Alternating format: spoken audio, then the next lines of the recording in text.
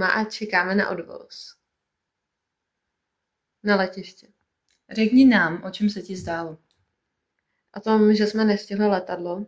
Dvakrát. To není to, co myslím. Zdálo se mi o tom, že papoušky může mít člověk v kleci nebo si je může nechat implantovat do těla. A já jsem mámě řekla, že teda chci si nechat odoperovat svýho papouška, protože si myslím, že to je týrání zvířat. Přišlo, že je potřeba to zaznamenat. No, to je. Další z novinek, co se dějí ve světě, papež stále nebyl zvolen. Ne. Dneska viděli i černý kouř. Dneska je 8. května, viděli jsme černý kouř. A další problém náš, který máme, je, že jsme před rokem se vrátili z Japonska přesně touhle dobou a bylo teplo. I když jsme odjížděli 23. dubna, bylo teplo. A dneska je taková zima, že se mi z toho úplně zamrzají i krčky u zubů. 6 stupňů. Naše další zastávka Helsinki má -1 pocitově.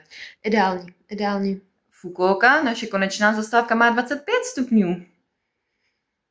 Takže docela změna, právě proto mám ty návleky na nohách, oteplováky. Když bude nejhůř, tak si můžeš natáhnout i přes hlavu a spinkat. Přesně. Takže těšíme se na Japan Airlines, nemáme v ně moc důvěry. Pravda, protože nejenom, že nám hajzlové změnili let několikrát, tak ještě nám včera změnili letadlo úplně. Takže nemáme moc víry v to, že se dostaneme až do Fukuoky včas, ale třeba to tentokrát vyjde. Budeme doufat, no. A snad nebudeme mít takový dramata, jako jsme měli v British Airways, když do nás nabourali. Jako laťka docela nízko. Laťka je nízko. Aby do nás nenabouralo letadlo. Přesně.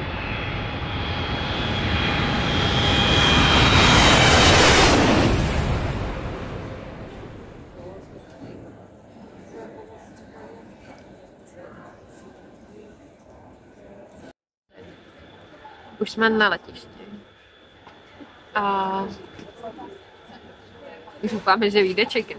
Snad jo. Jsme z toho nervóznější než z toho letu. To jo, no, to je pravda. Fakt jim nevěříme po všem, co se stalo. Pasy máme, všechno máme. Za půl hoďky, za 15 minut půjdeme na přepážku. A budeme se tvářit velice zmateně. Já bych tam šla už za 7 minut, hele, ať tam první stojíme. Tak za 7 minut půjdeme na přepážku. Hele, ať to vyřešíme co nejdřív, já to potřebuji mít za sebou, já tam nebudu ještě čekat.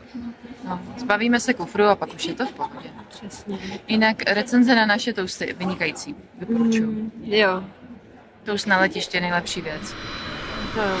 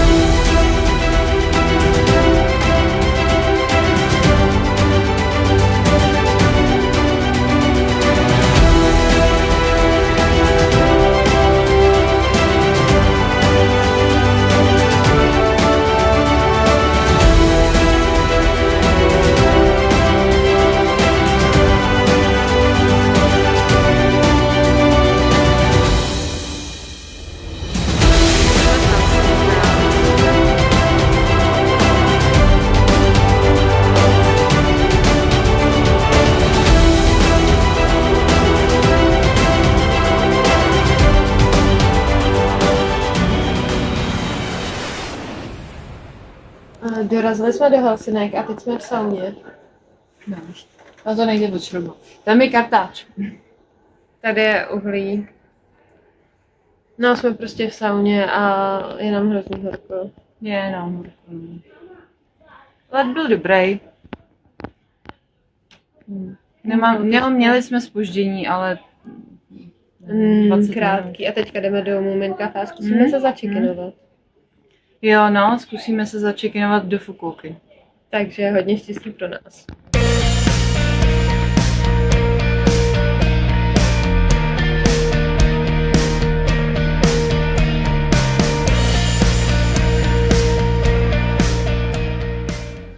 A jdeme k našemu letadlu.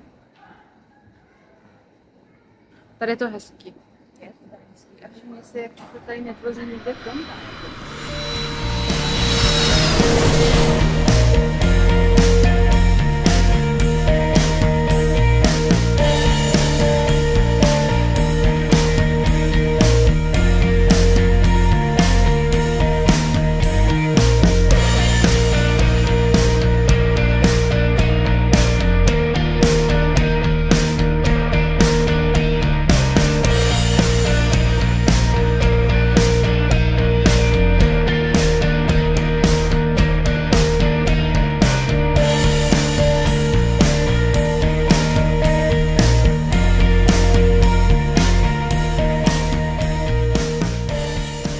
Tak jsme v Japan Airlines a jsme tady jenom sami dvě. Tady už není sedadlo a hned za náma jsou záchodky. A jsme fakt spokojení, protože nás tady nikdo neopravuje, ještě tady máme víc místa na baťohy. Máme místo na baťohy, můžeme se posunout dozadu, nikoho nebudeme utlačovat. Já můžu chodit na záchod každých 5 minut podle potřeby. Paráda. A ještě navíc jako to je premium economy, že to je 2. Je to skvělý, fakt je to skvělý. Takže teď nám řekli, že tam nesmíme mít úplně ty tašky, ale zeptáme se jich ještě, jestli by to bylo OK. Při nejhorším si je hodíme nahoru. Jsme fakt na hrozně dobrém místě a je to tady pěkný. Podle mě nejlepší místo v celém letadle. Jako. No určitě, tak tohle je jako prakticky jako skoro jak premium economy. Je, no.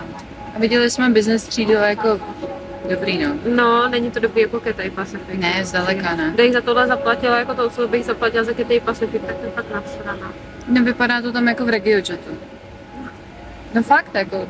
No, jako nic moc, což je docela. Samozřejmě mají tam lepší servis, mají tam dobrý servis určitě. A dali nám taky lepičky, protože tady někdo má hindu meal, protože je teď hindu. Já jsem a já mám rybí. A přinesou nám to jako první, takže to je dobrý. Protože jsme debatovali na téma, že bychom chtěli pokud možno ne hovězí. No a ono jde i o to, a my, že jak jsme úplně vzadu, tak někdy se může stát, že člověk jako úplně to nevíde a třeba pak nemá možnost si vybrat. Takže tomu jsme se vyhli tím, že jsme si předem zvolili jídlo jakože dietu, tak já mám ráda seafood a ty jsi nově nalezený místo.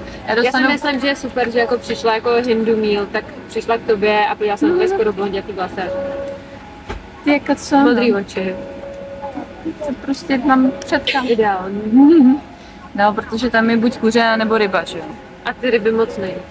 Mě to mi jako nevadí. Jasně. No, není tam jako hovězí jazyk. Jo.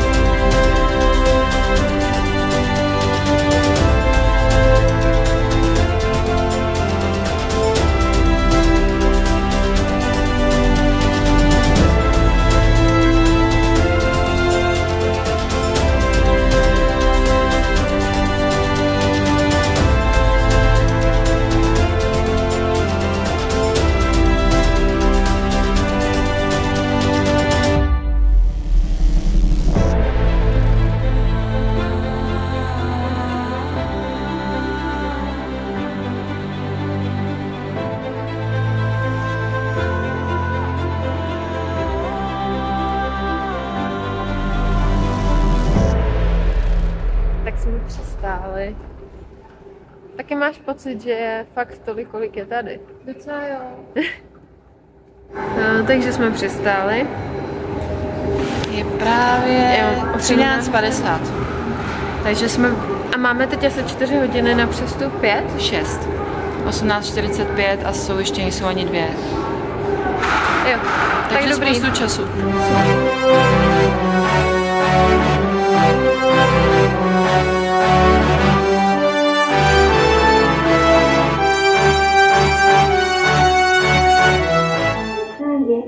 Víči, co je zase tohle za patro? 6. patro.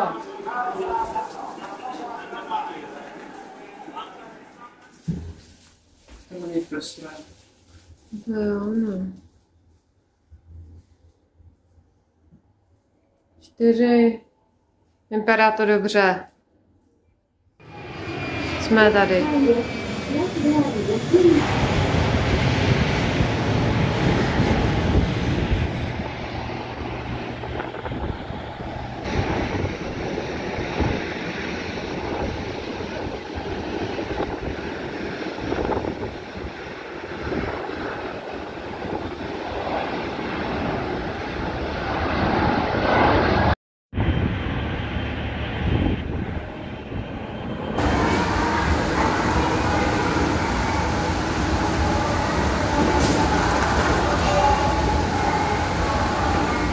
Tohle nikdy neviděl nikdy žádný cizinec, protože tady jsou sami Japonci.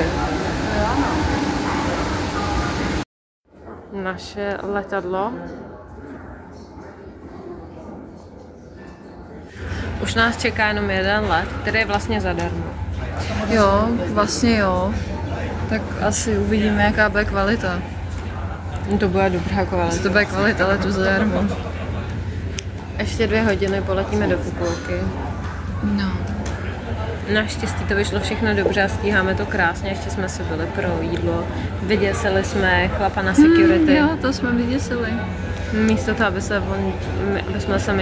se my děsili jeho, tak se děsil on nám. Poněvadž jsme se ptali jeho kolegy, jestli máme něco vyndavat a kolega řekl, ne, to je v pohodě.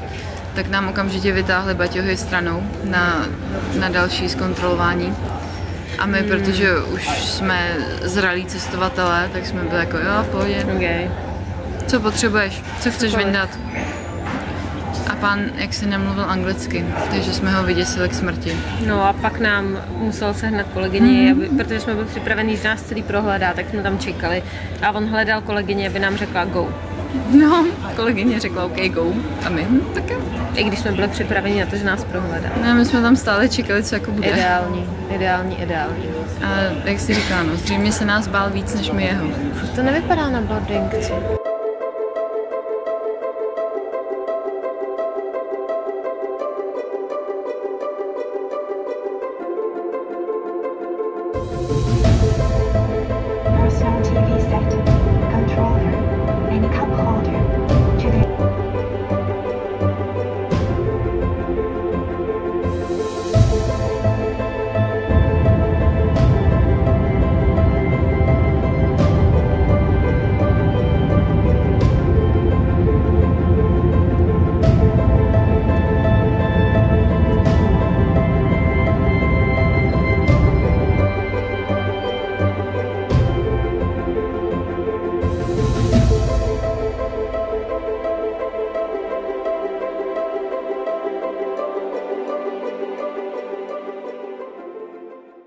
Schválně si tipněte, kde momentálně jsme. Podle hudby a osvětlení atmosféry. Jsme ve Fukuoce, samozřejmě. V metru. V metru. Tady ještě, nevím, tady není vidět asi. Aby byla vidět ta krásná hodiny.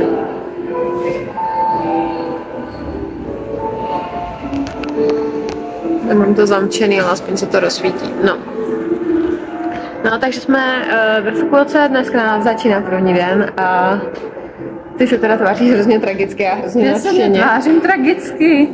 Měli jsme kapličku. Teď budeme do Dajsa koupit si piknikovou deku. Jo, protože tady nejsou nikde lavičky, takže potřebujeme deku. A dalších 1000 věcí, co jsem si napsala, že nutně potřebuji. Já například nůžky na nechty. Třeba. A pak pojedeme lodí na ostrov. Jo. A dneska bude hezky, i když nemělo být, ale vypadá to, že bude pěkně. To stihneme, než bude ošklivý. Vymanifestovali jsme si sluníčko nakonec. Přesně, to bude. Takže momentálně je 9 hodin 18 stupňů. Tak jdeme na to.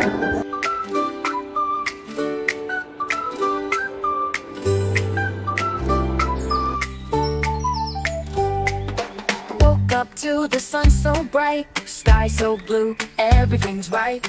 Birds singing, trees sway slow, just another day to let go. Oh, sunny morning, I'm feeling fine. Take a deep breath, yeah, life's divine. No worries, no cares in sight, just me and the morning light. Oh, sunny morning, I'm feeling fine. Take a deep breath, yeah, life's divine. No worries, no cares in sight, just me and the morning light.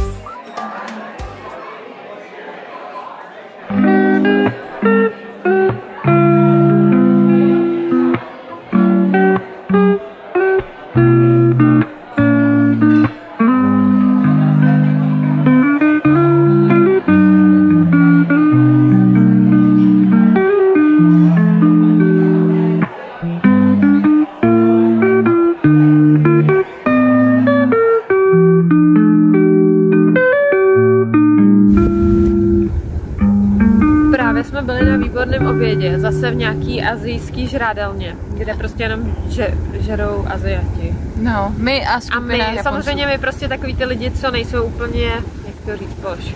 No, my co se rádi najíme. Prostě my co tam jenom přijdeme jíst. Tak tam jsme byli. A kolik jsme zaplatili každá, měli jsme asi hrozně moc kusů čerstvého sushi. 3564 jenů, což je něco kolem 5 kg. No, 5 kilo za jednu. Nějak tak. Takže levný za to, že jsme měli každá tak 15 kusů sushi. No ne, docela... ne 5 kilo za jednu, dohromady. Je dohromady, aha, no, jo. No, takže úplně... A za asi tak 12 kusů sushi, které ale byly hodně jako naplňující, takže no, nám to stačilo a úplně jsme se nechtěli. Skvělý, úžasný. Úplně jsme se už nechtěli spát a ten tu nějak byl fakt dobře vyzrálej. Byl výborný. A teď sedíme u moře a koukáme na letadla. A na lodě, protože tady je harbor. A chystáme se na lodičku. Půjdeme na lodičku, půjdeme na ostrov, teda to je takový poloostrov, ona je tam pláž, cestu zpátky, ale tam jedem i zpátky, takže to projdeme, tu pláž. A uvidíme, jaký to bude.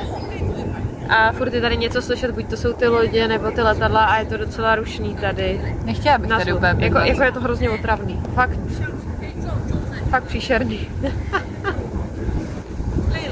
A docela fouká. Fouká hrozně, ale je jako relativně tak.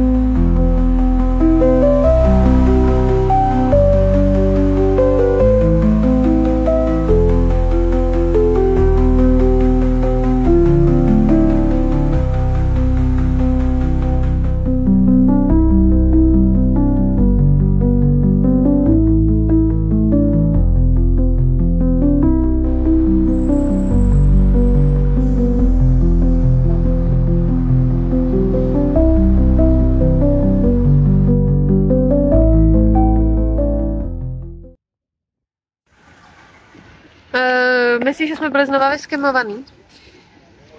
Jo. Ale tentokrát to stálo za to ten skem. No, jako nebylo to tak špatný, akorát tím, jak si vázne doprava, tak naše prohlídka busem trvala velice dlouho. Většině z toho bylo stání ve frontě někde na přechodu. Viděli jsme trošku Fukuoky. Já jsem slyšela tak půlku toho, co paní říkala, přestože jsem měla anglického audioprůvodce, protože audioprůvodce nahrál prostě jenom tohle je tahle budova, tohle je tam ta budova, tohle si vyfoťte. Zatímco paní jako mluvila a mluvila a mluvila a mluvila. A já jsem to neposlouchala. A to jako šlo, to bylo to dobrý. Já to nemám ráda, já to nepotřebuji slyšet, já si to přečtu, když bych chtěla. No. Takže já poslouchám písničky a dívám se a pro mě lepší než to chodit a ušetřila jsem tím tak 5000 kroků. To určitě, no, jako viděli jsme takový ty důležité věci, co bychom asi měli vidět, když už v té Fukuoce jsme. No právě, ušetřený kroky za cenu dobrý. A také jsme byli, předtím jsme se vyskemovali sami. No, to jsme se vyskemovali, no. A to, když jsme jeli na ostrov a zpátky, kde jsme se měli projít, ale bohužel jsme na to neměli čas, protože už jsme měli zaplacený tenhle výlet. No. Takže jsme se vyskemovali sami, takže jsme zaplatili, jsme jeli tam a zpátky, takže jsme se projeli krásně lodičkou. No on hlavní problém byl v tom, že normálně to funguje tak, že člověk vezme kartu, zaplatí, vleze, jede, jenže tady jsme si museli koupit lístek. Úplně někde jinde. Tak jsme jako nestihli prostě tu první plavbu, tak jsme jeli až tou druhou a v tu chvíli už to bylo no, prostě už to nešlo. No jo, takže jsme se sami vyskemovali. A jdem dál.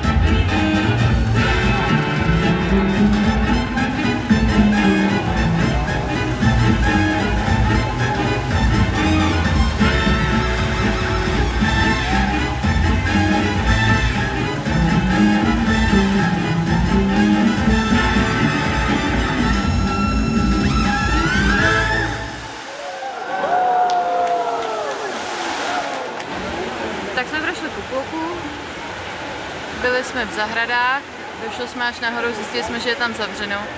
Naštěstí tam byly schody, takže se dalo aspoň rozhlídnout trošku. Pak jsme jeli ke stánkům, který byly... Ty jsou japonsky a ještě navíc tam nemají úplně jídlo pro nás, pro mě. Jedny byly hrozně turistický, ty byly anglicky a drahý jako prase. Právě, a ty druhý tam zase neuměli anglicky.